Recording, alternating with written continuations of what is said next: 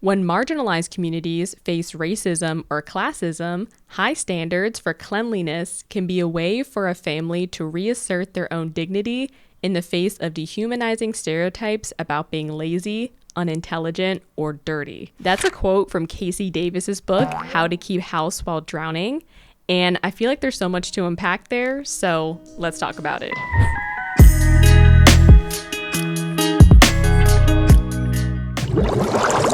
Hello, if you're new here, my name is Asmara, and I've been doing a little bit of a mini-series unpacking the complexity of Black hair.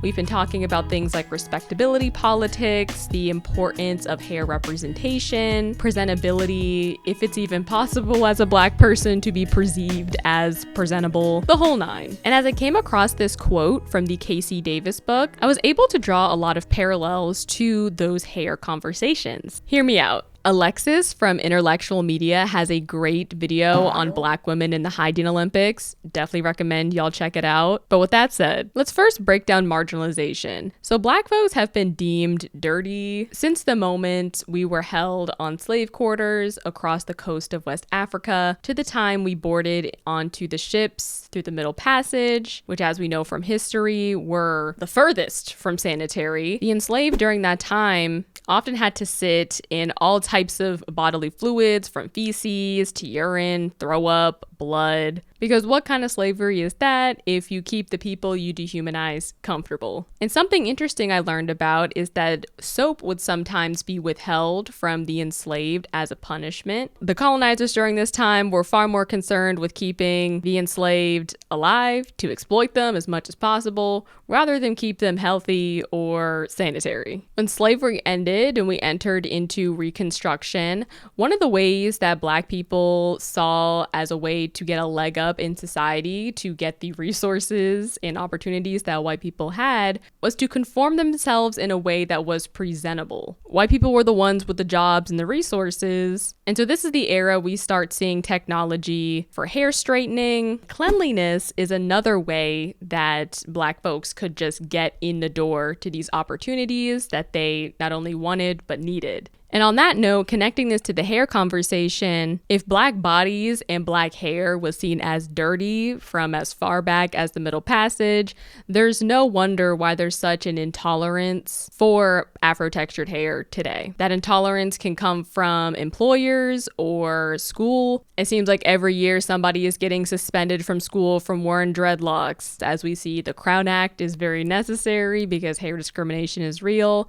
But that intolerance can also come from our own community. It seems like no matter the way that Black hair is styled, there's always going to be somebody who's going to find a problem with it. Whether it's up, whether it's out, whether it's locked, it's in a messy bun, whether it's shrunken, it's tightly coiled, it's 4C, it's hidden away in a bonnet or a do-rag or a scarf. Like, there's always people who have something to say. When our hair is worn out in its most natural state, it's unpresentable. Or if our hair is tightly coiled and shrunken, it's not done, or undesirable, or masculine, putting this all in quotation marks. Not that I personally believe these things, but these are things that society perpetuates. When our hair is up and away in a bonnet, we're accused of being dirty, lazy, or not caring about ourselves. Like, there's not think pieces about why white women are wearing messy buns in grocery stores and airports, but when a Black woman has a bonnet on, now we have conversations about presentability. There definitely is a double standard in the way that Black people, and especially Black women, are expected to show up in the world versus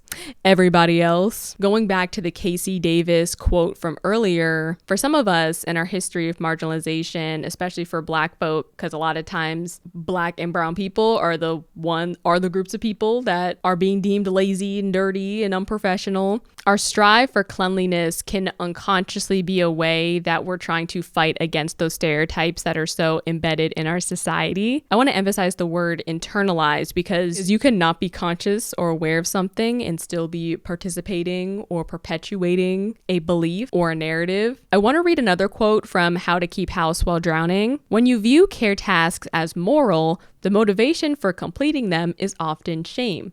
When everything is in place, you don't feel like a failure. When it's messy or untidy, you do.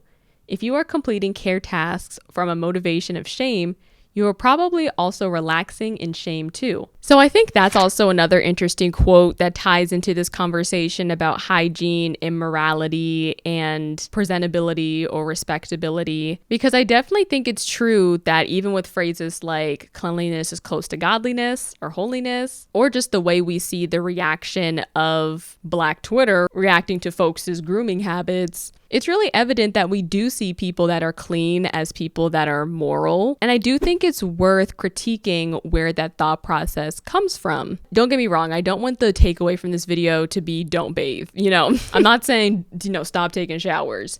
But I think verbiage is important. I think language matters. Online, we often see these hygiene routines and tips and tricks. But I think we need to be very clear about what hygiene entails and what hygiene does not entail, because some of these videos at its core aren't really about hygiene. I looked up a few different dictionary definitions, and the common thread I've seen from all of them is hygiene is about partaking in cleanliness practices to maintain health and prevent disease. And so when we see these, hygiene routines with people talking about like fragrances or feminine wash or tongue scraping, I think we have to be intentional about understanding that those things aren't necessarily hygiene. I'm not saying like fragrances are a bad thing, but that's not hygiene. Like soap and water is hygiene, brushing your teeth is hygiene. A tongue scraper is not necessary.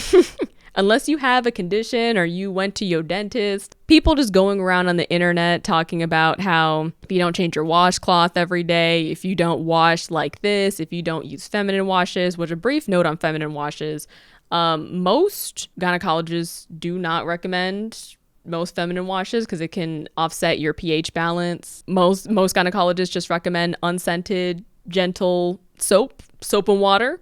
It does wonders, folks. But of course, consult with your doctor so you can get the facts. But these are just some examples of some of the conversations that I tend to see at the forefront of like hygiene on social media. I'm not saying throw away all of your fancy extra stuff you want to do, but I do think it's important that we are critical thinkers about what hygiene is, what hygiene is not, and how our thoughts about hygiene, presentability, and respectability affect how we interact with the world.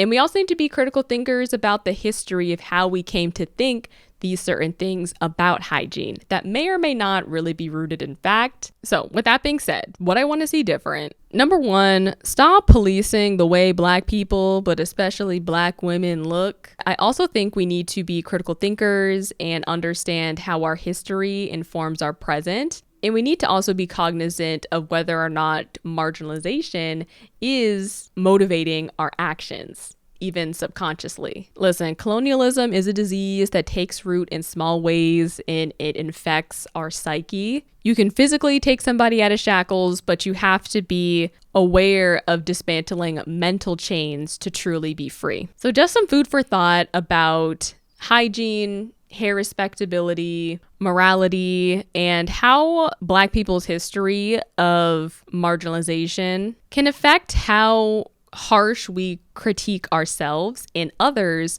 when it comes to conversations such as hygiene and cleanliness, and whether or not we see ourselves the way our bodies naturally are or the way our hair naturally grows out of our head as hygienic and presentable. And if you're interested in watching any of my other content in what was originally this hair saga, be sure to check out the comments below. Be sure to leave a like if you enjoyed, share it with someone you think would appreciate this video. And with that being said, my name's Asmara, and I'll see y'all next time. Bye. Ooh, I've been talking for 30 minutes. Okay, yeah, this is not short at all.